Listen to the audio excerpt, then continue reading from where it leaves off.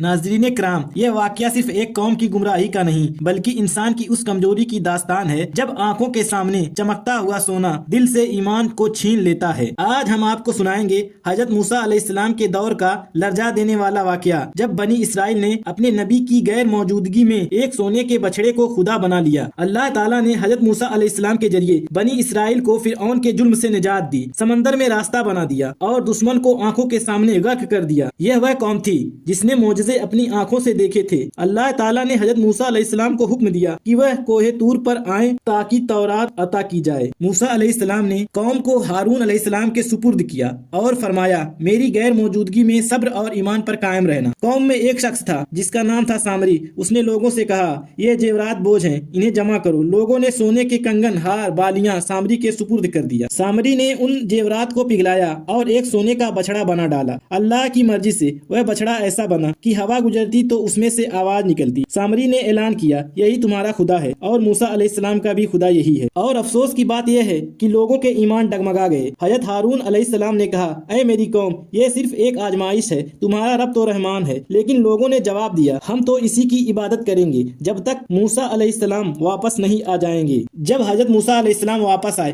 تو دیکھا قوم سونے کے بچڑے کے آگے سجدے میں ہے۔ غصے اور غم میں تورات کی تختیاں ہاتھ سے گر گئیں۔ حضرت موسیٰ علیہ السلام نے فرمایا، تم نے میرے پیچھے کتنا برا کام کیا۔ حضرت موسیٰ علیہ السلام نے سونے کے بچڑے کو جلا کر راکھ کر دیا اور راکھ کو دریا میں بہا دیا۔ جن لوگوں نے بچڑے کی پوجا کی تھی ان لوگوں کو اللہ کے حکم سے قتل کر دیا گیا۔ یہ واقعہ ہمیں سکھاتا ہے کہ معجزے دیکھ لینا کافی نہیں جب تک دل میں یقین نہ ہو۔ سونا، طاقت اور چمک انسان کو پل بھر میں گمراہ کر دیتی ہے۔ اللہ ہمیں ان سب چیزوں سے محفوظ فرمائے۔